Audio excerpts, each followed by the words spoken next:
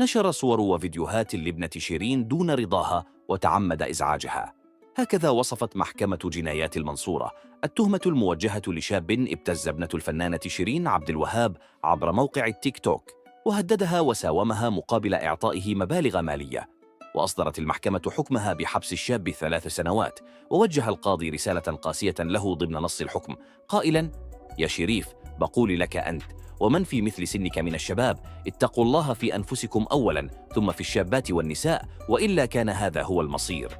لتستعطف محامية الشاب الفنانة شيرين عبد الوهاب قائلة لها: يا شيرين، أنت وبتخافي على مصلحة أبنائك أولا وأخيرا. اعتبري شريف ابن حضرتك، حتى لو هو أخطأ اعفي عنه لوجه الله. أخذت حق ابنتك زي ما كنت بتتمني، اعفي عنه علشان خاطر أمه.